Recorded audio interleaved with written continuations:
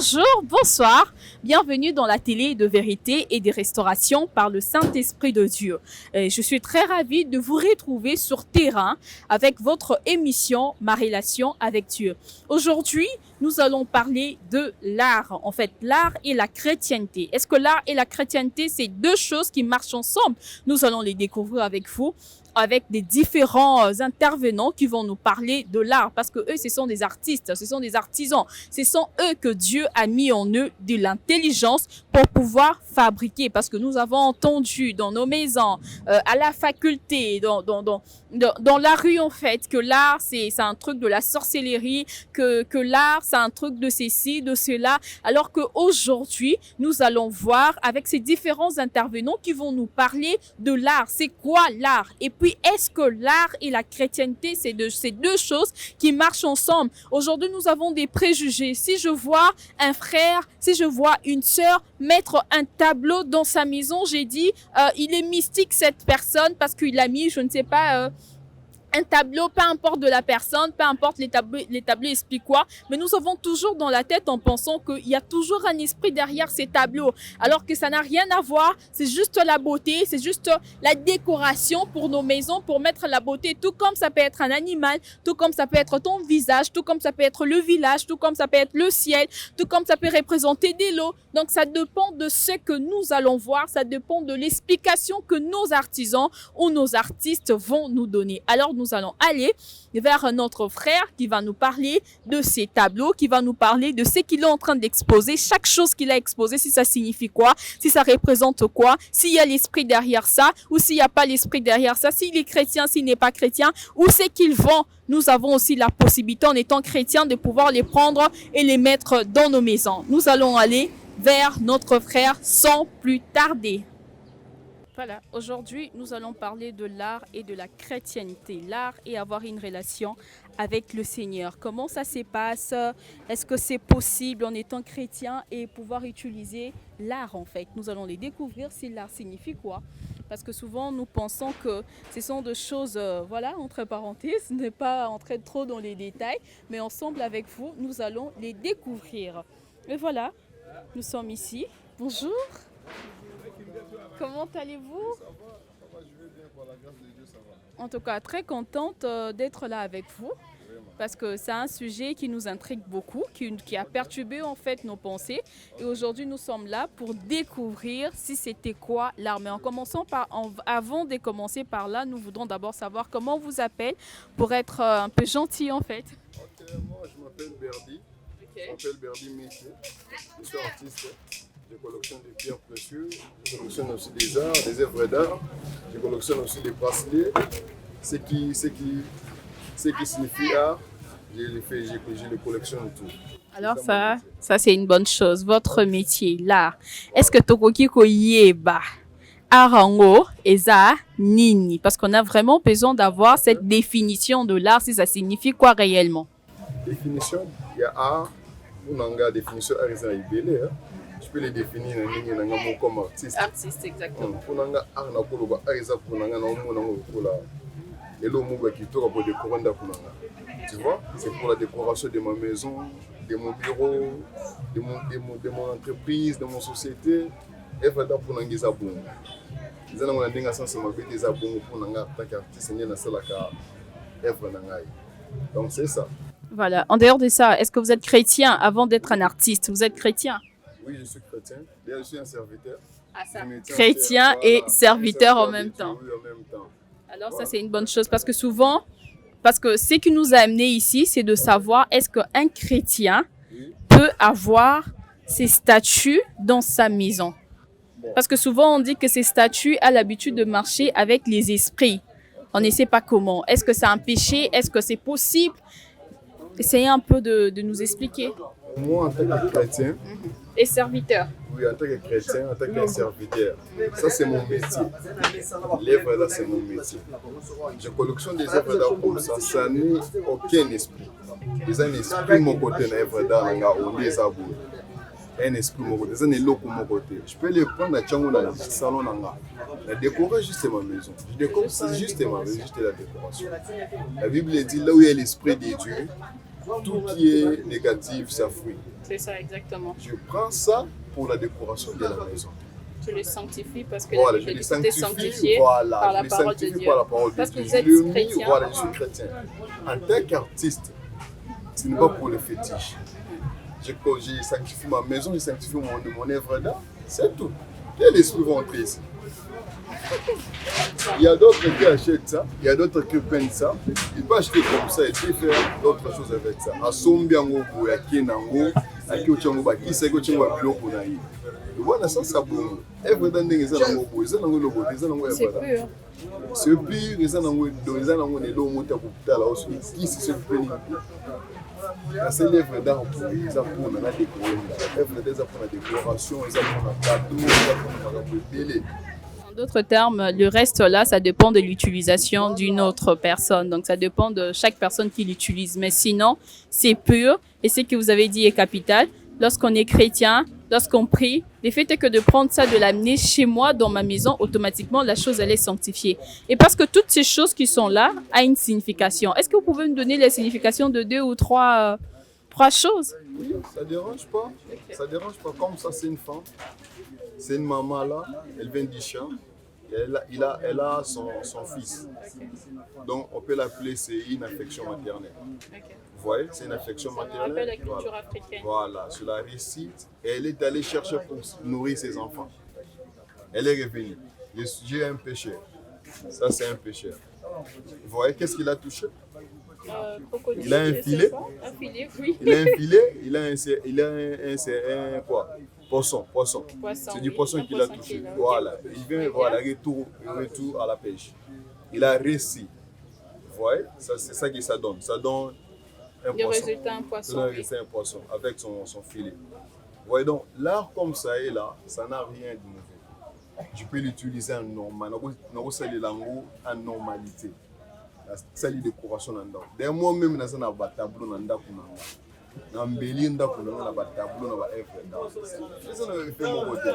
Ça, c'est une bonne chose parce que j'aime en fait, vu que c'est un truc, j'aime beaucoup les femmes. Je suis femme, un peu égoïste, excusez-moi. Ça montre la force de la femme, la force que nos mamans avaient à l'époque, malgré les enfants. Mais ça n'empêchait pas assez qu'elle puisse aller au champ pour travailler. Ça, c'est une bonne chose. Un mot que vous pouvez encourager, surtout aux chrétiens, comme vous êtes chrétiens, de ne pas mal penser de toutes ces choses, mais ce sont des choses normales qui nous rappellent uniquement la culture africaine, comment on était. Rien que ça, si vous pouvez dire un mot. Un mot pour les chrétiens, comme serviteurs de Dieu. L'œuvre d'art, c'est une chose bonne. Et c'est le mot où il y a malam. Pour l'œuvre d'art, ils ont ma bête. Ils ont pour décorer, pour encourager, pour faire un cadeau, pour faire trophée. Ils ont un ligne à ma bête. Ceux qui ont aussi un ligne à ma bête, ça dépend de les langues. À son bien, moi qui ai les langues, c'est ça. Les qualités qui sont chrétiennes, c'est l'œuvre d'art, les œuvres d'art pour embellir ndako. Donc c'est ça, il y a ma bé, et ça les sous-soutés, batunde bakanisa kama bé, so na sombi o c'est dépend makanisa mutu na culture na utilisation na emoko. C'est ça. Donc c'est ça. Venez acheter, il ne faut pas avoir peur, ce n'est que la beauté et la décoration pour nos maisons. Nous vous invitons à venir nombreux. Merci beaucoup. Nous allons poursuivre pour continuer encore à converser, à dialoguer avec nos frères, avec nos sœurs qui vont nous parler de l'art.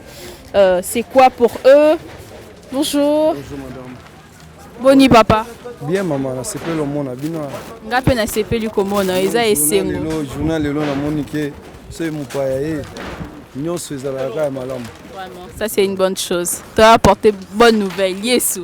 Et c'est mon abiso yangwana. C'est mon abiso za makasi po déjà bino botambolaka mondi mobimba. Bopesaka sango mutu nyonso po comprendre alors que lelo eza toza na bino na chaîne na bino po efula pe biso. C'est ça. Parce que biso c'est on a biso c'est que batu ba comprendre à raisonner parce que tu comprendras makambo mabe.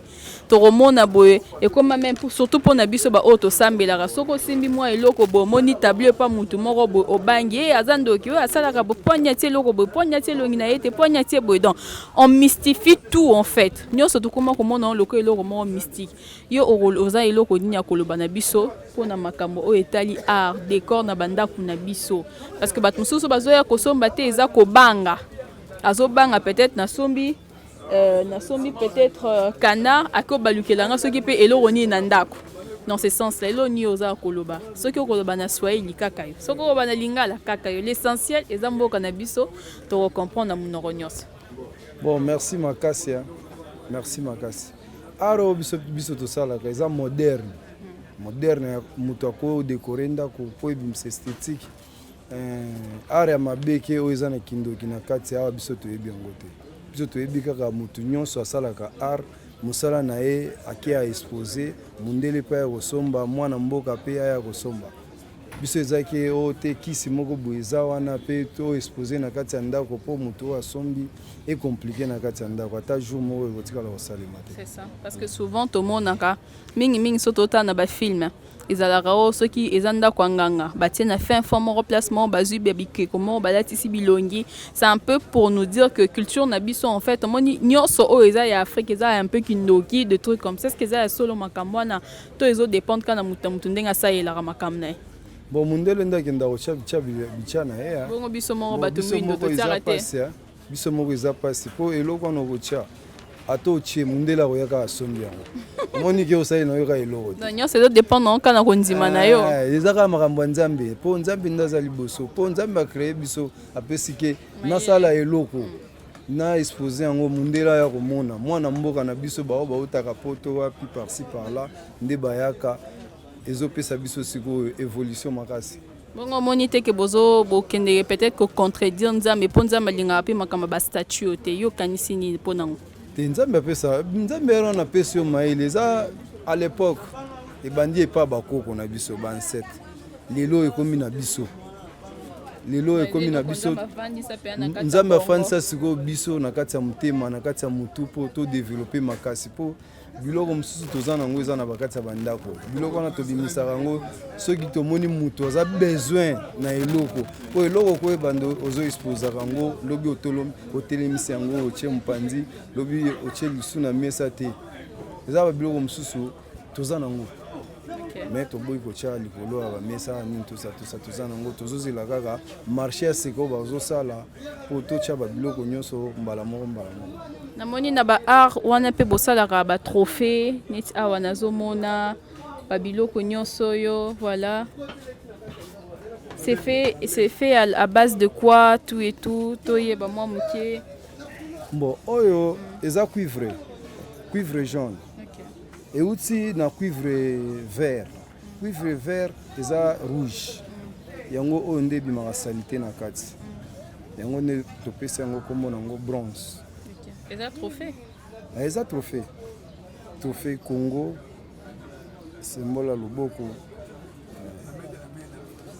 comprendre oui eza amitié la main de la main fraternité oui voilà. Exactement d'accord papa tomoni to sepei na makasi tout ça ce sont des œuvres d'art œuvres d'art eza kaka bikeko te eza kaka banini te tout ça c'est fait par les artistes toza na qualité belé makasi po qualité mosusu mutu na mutu aza na eloko oyo azo-organiser po ateka mbangu mais mutu mosusu azosala eloko ateka na ye kaka ndenge eza marché ndenge eza mais nyonso totia yango kaka na maboko ya nzambe po mokili mutu na mutu aza na symbole na ye mosala qualité nzambe apesa.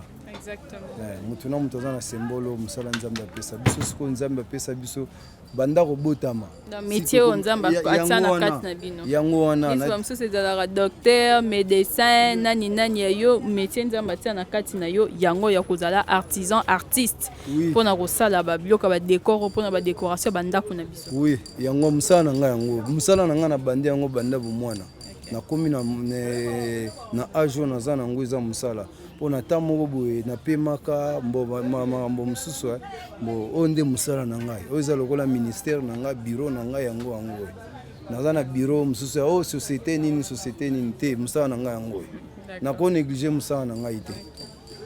Merci beaucoup. Tosepeli makasi en tout cas. Est-ce que vous êtes chrétien? Naza chrétien, nasambela na catholique. Nous sommes avec notre papa qui est là et qui est en train de nous fabriquer ces belles histoires qui nous rappellent la culture africaine, d'où est-ce qu'on vient, du truc de nos ancêtres, tout et tout. Papa, bonjour. Bonjour. Est-ce que vous avez likambomi balé kolobanabiso concernant biloko nyonso ozo sala? Comme par exemple. Neti eza neti ozo sala boy elakisi nini eza na signification nini et darapona nini pour est-ce que eza pona ba décoration ndako est-ce que Oh eza masque ngala mwasi. Masque luba. Eza pona mwasi kitoko. OK. À l'époque la ube ngala mwasi une belle fille. Hein? Donc ba masque baza ko bimilango soki mukonzi azana sortie bapesaka ba jeune fille kitoko baseli ba masque bazobina liboso ya mokonzi bazopesa ye bisengo makasi. OK, c'est quoi pona biso ba katange ba tetela ba swahili ezaka pona ngala mwasi baluba. Ba tetela bazana masque na bango pe tetela. OK. Ezali. OK. C'est quoi ya ba katange? Katange bazana masque na bango kabidi bango. Katange wana masque katange. OK. Ils ont rappelé ce culture na biso makandenge bandé ko ça parce que souvent ils ala bien ce tozo beta histoire. Il faut te présenter la rabana, ezaka li solo te, il faut bazala pena ba image. Na ba image, il faut ko lakisa bango eza bongo. Si vous avez l'exemple, vous avez katange. C'est quoi papa biloko oyo ba masque na biso oyo ezo rappeler ce culture, ezo rappeler ce net ozaki à l'époque bana basi ya kitoko, bana basi avant komona mokonzi, avant komona roi il faut kolata na oyo na chrétienté na losambo est-ce que etambolaka isika moko te etambolaka isika moko te losambo eza lokola moderne non wana eza makambo ya nzambe eza likambo ya famille wana lisusu te. OK. Moni ya nzambe eza ya nzambe ya kaisa eza ya kaisa quoi. Mais c'est ça. OK. Po bakoko na biso bazali kusambela nzambe na bango mususu botango nzambe bapaye ya biso babandone. Vous comprenez?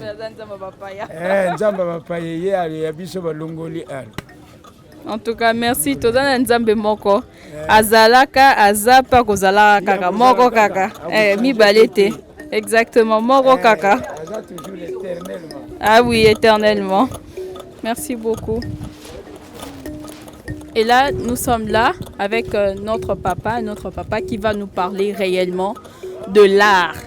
Il va d'abord commencer par nous expliquer, parce que c'est lui qui est là, c'est lui qui gère toutes ces choses, à expliquer biso art. Nesi son ezo betao. Et rappeler Psoni. Bonjour papa. Musique. D'ancien modèle, d'ancienne antiquité, parce que utiliser au même comme message. OK. So vous pouvez communiquer. OK. Voilà, bon, et là, les Camerounais nambo, namboka. Nandengakala. Parce que les gens ont téléphone, ils ont pareil. Ils ont quitté. Qui artiste mi va expliquer bino concernant misal de sala. Art na art, ils ont une signification nango. Ba l'action art moderne. Ils ont art moderne, ils ont ça malaba bona biso moko ya mboka. Pourquoi la boîte aux anango tous ana eben, ça veut dire eben il bois noir. Pas tout bien bois noir, mais bois noir et point pas bien bois noir. Parce que tout azan noir na noir à tout paloli bana tout tipo quoi il resterait toujours comme ça changement ngo ezate o bazo benga wenge le yango ba bazo fabriquer ba immeuble. OK. Bazo ça ba immeuble yango ba benga bois wenge ba tu ba benga ngo bois noir o bois noir yango.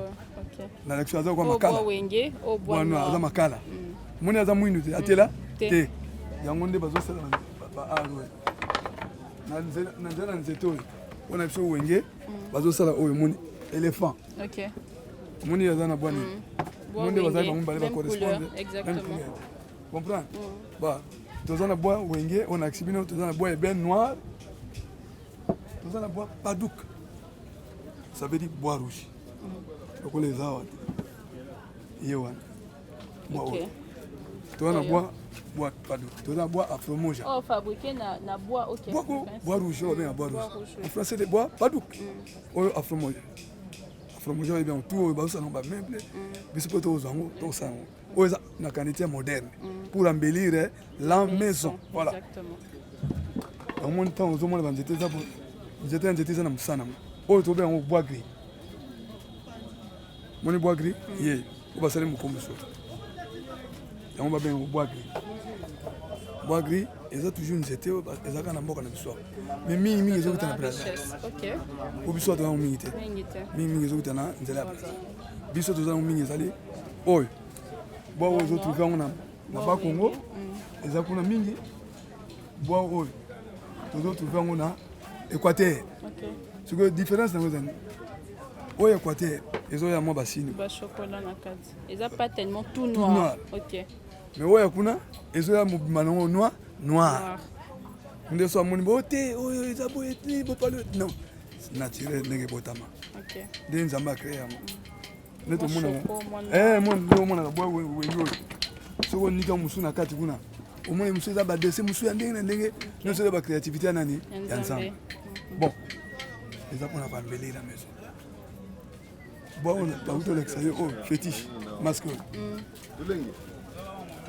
actuellement masque moderne oh ils ont assez masque pour la beauté qui toka moi si il faut pas commencer à utiliser un misala mabe OK écoute à misala mabe mais tant bien beauté qui est bien c'est plus beauté est bien na tekeli yo pour qu'on tient nini na ndako musu c'est ça pour la cérémonie ya ba ancêtre papa amfumu azola ta masque pour ko bina aza biloko ze beta kuna muli ba masque musu abina ba pendeni ba utiliser mo mona pour la cérémonie ba violeur ba chef coutumier bazola tango na bikoti oyo bazola tango na oyo eza ko singa bate misebola obalataka wala fia yango nyonso ezolakisa nini asimi susu oyo chasse monge oyo eza mpona basie mais comme ça c'est pur eloko mabe en quantité yo moko soki ozwango mfumu soki otekeli awa akei soki abanosango bisalasa na yo mpona kogaranti pouvoir na ye wana etali biso te wana etali okoti nzambe no mosusu or biso ndenge nzambe akela biso toaka na nzambe moko oyo nzambe papaya c'est ça oyo nzambe anini papaya yango ozomona to bamaske ezo représente biloko ya kalaka bancien modèle ebandi banda ya biso te banda bokoko oyo yo na ngai na tokotami l'art existe biso soki tokomosala nutu bakopi soki otali balivre omona babiloko ya kalaka biso tosalaka bakoa bakopi toza imité comprendre yango nomoni différence ele aro mosusu omona nyonso ezaka mpona ndako oyo nyonso bazolakisa yo lion mettre ça à la maison ezali na ça pour la beauté bamaske yango bosomo nyonso même na ndako na ngai ezali na vitrine na ngai ekuta babiloko nyonso presque ezali na batableau peinture tout c'est pour nous-mêmes même les petits pirogues là-bas bazosanga na bois wana banzete ke ezokita epa na biso awa na bazamba na biso kaka biloko mosusu ezokita na mweka na mweka oyebi mweka na bakuba ezoyaka ti awa mpo nini totekela soki oyoki tabu ozala motema malamu soki oza motema mabe etali elobi mwana na bike toyaka moto na mosala na ye ocomprendre mosala na ye yo oza motema na yo aza motema na c'est ça namoni ntina moni marché ezoganze biso baartiste mosala moto aza mosala na domaine na ye c'est surtout olio tozoloba la majorité na mokili oyo toza même plus de 80% toza bato tosambelaka bachrétien mais batia na kati ya mitu na biso ke biloko ya boye tokoki kosomba te kotia na bandako na biso te ke y a des esprits voilà pourquoi tobi te faut tokita todécouvrir parce que c'est vous les artistes c'est vous les artisans bofabrikaka biloko oyo au juste ezalaka nini yebisa bango art eza bondoki te c'est ça biloko oyo bondoki ezali soki oyo okamati eloko na yo okoti na kati ya art nde bongo lekubo nini bondoki baart nyonso ko osimbasimba yango ngai na yo yaka simba oyo simba eza eloko moko esala yo aza te simba yango eza eloko te esala yo oyoki esala eloko te okokenda ngo meme na ndako na yo otia yango eloko moko te mais soki okotisi eloko no ya mabe mpona ntina protection na yo moko nde okomona ekomi ndenge mosusu ekomi nzambe banani ya bapaya ozaninga meme c'est ça eloko nga na sepe nango eke toza na nzambe oyo moko oyo aza likolo na nyonso et la terre nzambe oyo akufaki mpe asekwaki mpona biso soki ozwi okotia banzambe na bapaya etali yo c'est ça ça ne concerne pas baza biloko bazolata ozomona bona moto biloko ndenge bapesi osima ngo ozango lokola moko aza alati libende moko na maboko abenga motako mabende eza pana biso awa tozoutilize yango alaide ya rhumatisme yango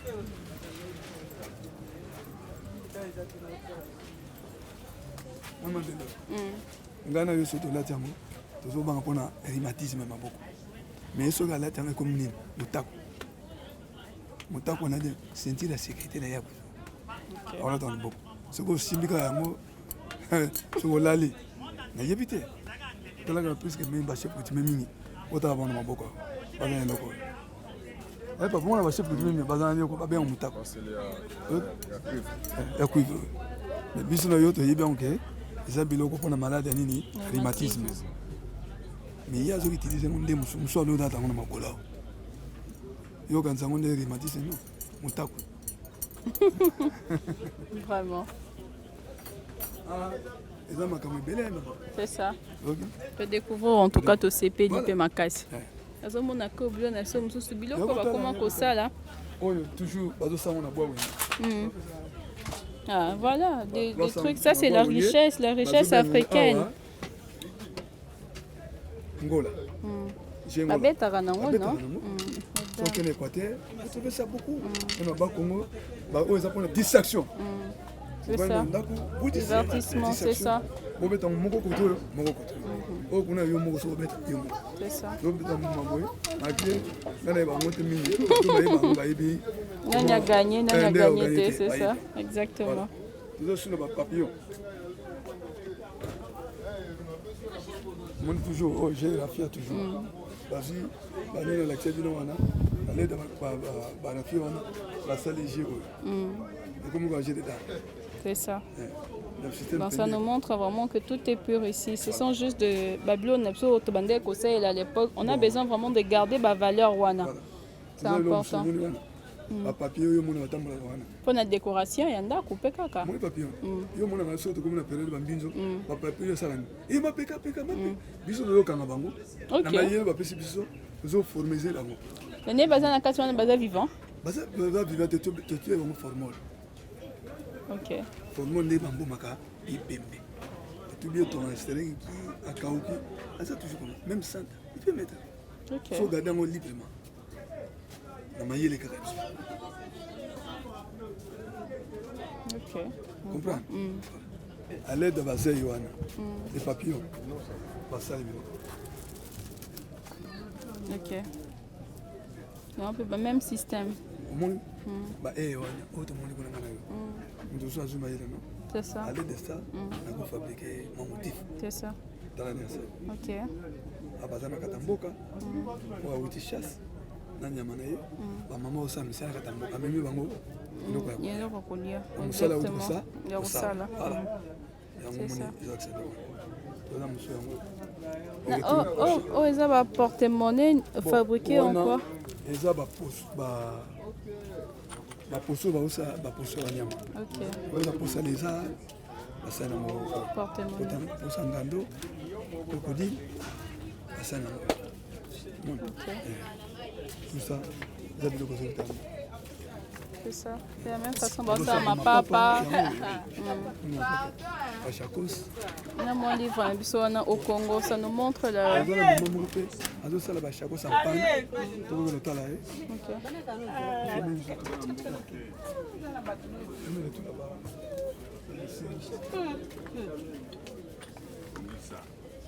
Est-ce qu'elle va à Sougayo?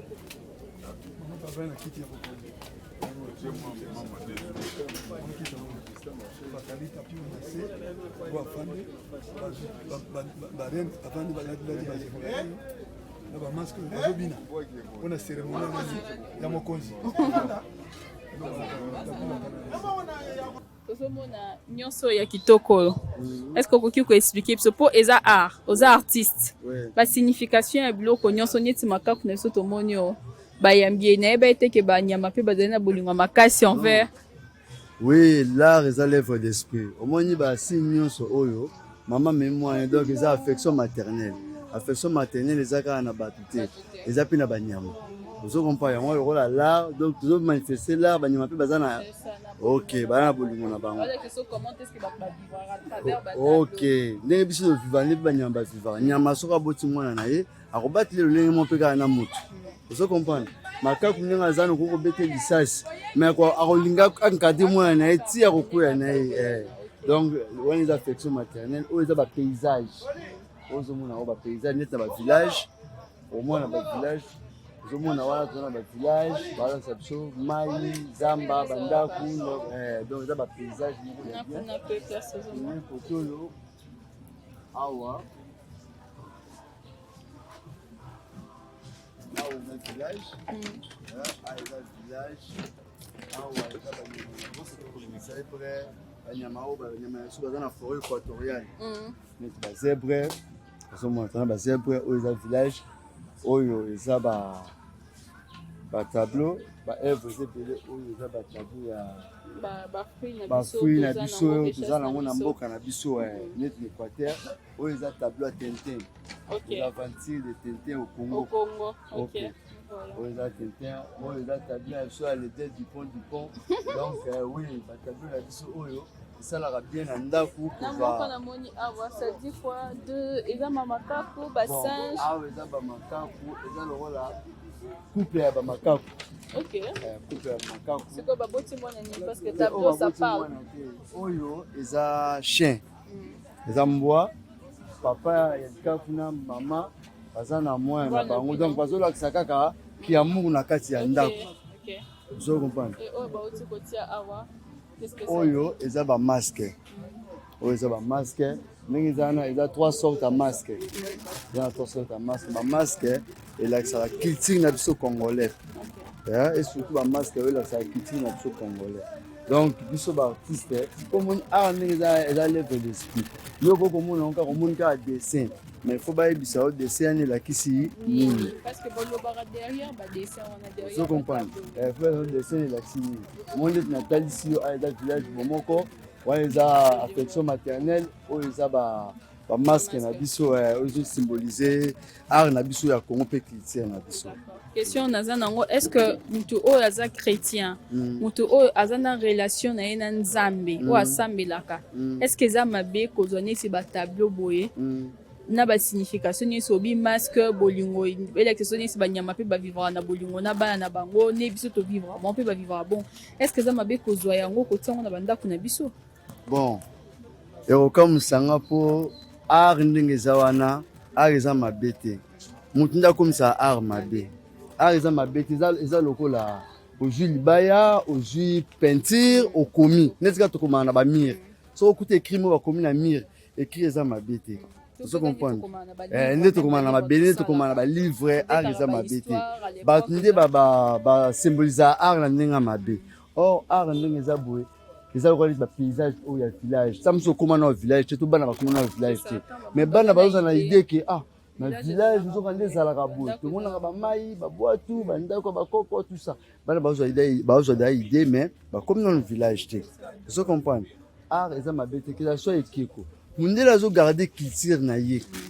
Mais biso culture na biso tokomi couloir ko kima yango. Tokomi kanisa culture na biso mabe.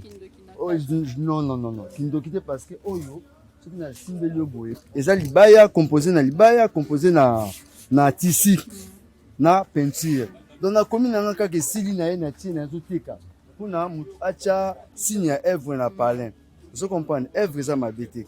Bato bakanisaka neti kikoza mabe kikoza mabete et kikoza nzete nde tomonaka nzete savuka nzete manga nzete mbila na nzete wana OK ezo protéger biso na bio mais bato mususu netika ki amone kiko abule kiko kikoza na makamba mabete et kikoza na mabete kiko ko makamabe na muto aza mabe nda chelo kwa mabe mais kikoza ka nzete. Et qui vous a nzete, eza pona beauté na esthétique ya ndako to ya lupango. Donc bao bamona ke œuvre d'art eza mabe mpona bango na kopesa bao conseil.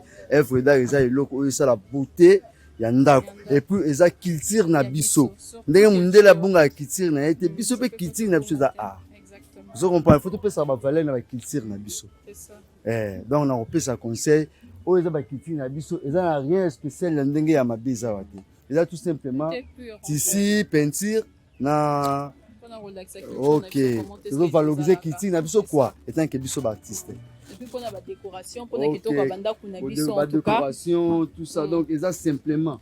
Donc eza eloko moko yo cancela eloko yo mabe te ko eza kaka oui eza ka peinture.